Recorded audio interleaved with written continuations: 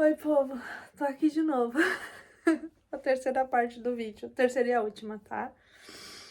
Então, como eu comentei no outro vídeo, né, fui deportada no dia 19 de março e eu ganhei passagem até Florianópolis mas resolvi, meu marido comprou uma outra passagem, resolvi ir pra Cascavel, porque daí seria mais fácil, a gente ia se ver mais rápido e daria pra resolver a situação mais rápido também. Então, o meu marido chegou logo depois de uns dias. A gente marcou o casamento, esperamos aqueles 20 dias lá do casamento que tem que esperar. Casamos, daí começamos todo o processo de pedido de visto, né? Porque a gente pensou, vamos pedir o visto. Se caso eu não conseguisse o visto, meu marido voltava para Inglaterra, resolvia as coisas aqui e a gente voltaria a morar no Brasil, né? Aí eu fui pro Rio de Janeiro, lá no bairro Botafogo, tem um consulado lá. Fiz todo o processo do visto online, levei todos os documentos pedidos e fui lá. Fiz uma entrevista, fiz biometria. Biometria, para quem não sabe, eles tiram todas as digitais dos dedos, a íris do olho e uma foto. E fui lá, fiz a entrevista, a menina foi perguntando, levei a documentação, não menti nada. Fui falando tudo a verdade, o que aconteceu, o que não aconteceu, fotos e várias fotos. Porque assim, quem tá comprando um casamento falso, geralmente não tem foto de todas as etapas, de tudo assim, né? Eu levei até o recibo da compra das nossas alianças, né? Enfim, que não foi barata. Então, se fosse um casamento falso, ninguém ia fazer isso, né, gente? E fui pra provar, né? Pedi o visto provar que o meu casamento era legítimo, né? Que não tinha fraude, nada. Daí, depois de 15 dias, o meu visto veio. E eu comecei a me programar, então, pra voltar pra Inglaterra. É algo que eu acho que eu não expliquei. Eu não sei se comentei no primeiro ou no segundo vídeo. É que a pessoa, embora seja uma prática ilegal, né? Hoje a gente quase não ouve falar, mas na época que eu cheguei aqui, se ouvia alguns comentários, estão comprando casamento, blá blá blá. Era uma prática meio que comum, não que meio que comum, mas assim, por exemplo, às vezes uma pessoa tem cidadania italiana ou espanhola ou qualquer outra cidadania e não tem condições de pagar porque é muito caro, né? Que às vezes a pessoa vai, tipo, uma cidadania italiana, né? Tem gente aí que gasta 30 mil reais e não é toda pessoa que tem, né? Que consegue. E daí o que que aconteceria mesmo? Tipo, uma forma de parceria, tipo, a pessoa te sustenta lá na Itália, um exemplo, te ajuda a pagar a documentação e em troca você casa com ela e passa a documentação para ela. Porque hoje a Inglaterra, né, saiu da União Europeia, então não tem mais, assim, esse tipo de visto, mas é...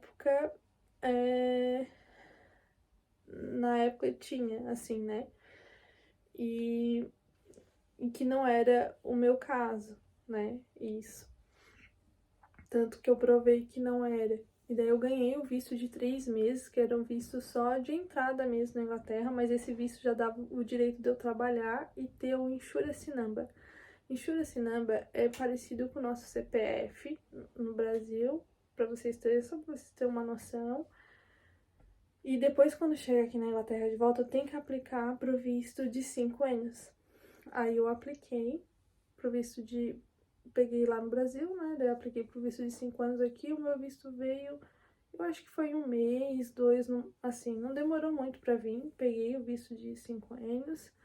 Passou os 5 anos, eu já peguei, dei entrada no visto de 10 anos, que eu tinha direito. Hoje eu já tenho visto permanente para 10 anos. Já tenho direito ao passaporte inglês, né? Tô estudando, um dia estudo, outro dia não.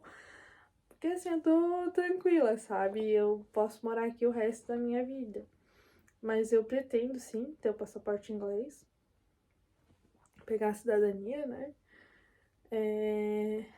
Aparentemente não é muito difícil, mas enfim, tô aí, é o próximo processo que eu vou fazer. E deu tudo certo. Uma coisa que eu não, acho que eu não comentei, é que quando eu cheguei no Brasil, a minha avó tava doente. Na verdade, eu já sabia que ela tava doente, ela tava com câncer, mas eu não tinha noção que era tão grave, assim. Porque assim, a minha avó já teve problema de coração, já tinha feito cirurgia do coração, e a gente, eu sempre pensava, isso aí vai ser mais uma que ela vai superar de boa. Eu pensava comigo, né? E quando eu cheguei no Brasil, que eu vi ela assim na cama, debilitada, e que ela me viu, ela começou a chorar e ela disse assim, eu tava pedindo a Deus pra não deixar eu partir antes de te ver. Porque já fazia 2 anos que eu não via ela. E eu sou uma das netas mais... fui, né, uma das netas mais chegada nela, que conviveu com ela, passei a minha infância com ela, passei os natais com ela, tipo, não só eu, mas outros netos também, os outros primos, enfim, mas, tipo assim, eu morava perto da minha avó, né, na minha infância, então a minha avó fazia, tipo, aquelas bolachinhas de Natal, sabe, enfeitada, eu tava sempre lá ao redor. A minha avó comprava buchinho, dobradinha, eu acho que alguns falam. Eu ia ajudar a limpar. Então eu sempre tava ali junto com a avó fazia pão de milho, tava eu lá em redor, né? A avó sempre fazia polenta pra gente comer, ovo frito, salame. Então eu sempre tava, tipo, eu tenho assim muitas memórias da minha avó, da minha infância, sabe? Que às vezes eu fico pensando, bah, os meus filhos, não tenho filhos ainda, mas se futuramente eu ter filhos, meu Deus, meus filhos, eles não vão ter o que eu tive, essa infância que eu tive de brincar, de conviver, né, com a avó, enfim, né? E, sinceramente, eu sinto pena disso, assim, de não ter isso, de meus filhos não ter isso, entende? Enfim, mas talvez eles nem vão perceber, né? Tipo, vai ser uma coisa minha também. Enfim, então, a pessoa que me fez mal, né? Na verdade, ela acabou fazendo bem.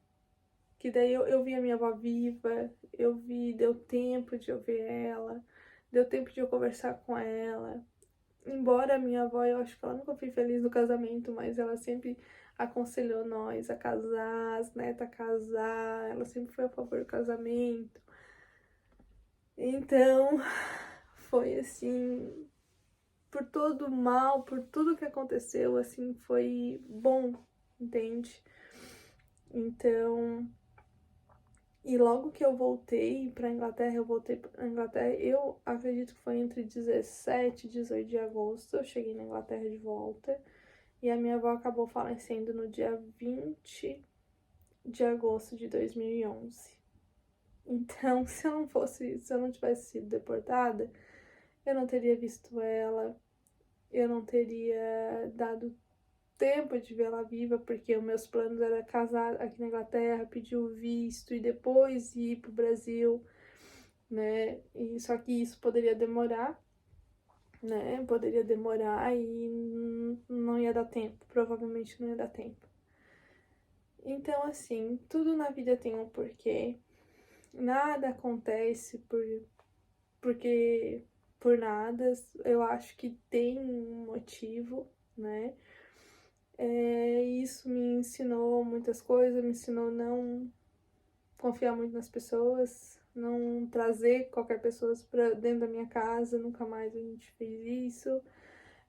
Sempre, na verdade, eu sempre fico na defensiva, assim, né? Fico mais atenta, né? Não falo mais tanto da minha vida.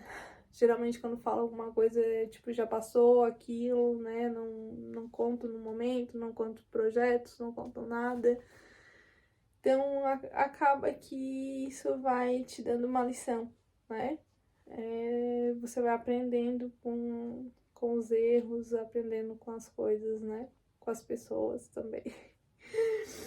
Então, e outra coisa, o rapaz que me denunciou, amando dessa minha amiga, né, digamos, depois de um tempo encontrei ele na porta de uma loja aqui em Oxford. E ele tem filhos gêmeos, né? Gente, eu não tenho certeza, tá, que se foi ele, mas assim, mais ou menos umas 3 pessoas já me falaram que foi ele. Até um cara que morava com ele disse que foi ele. Então pode ser que foi mesmo.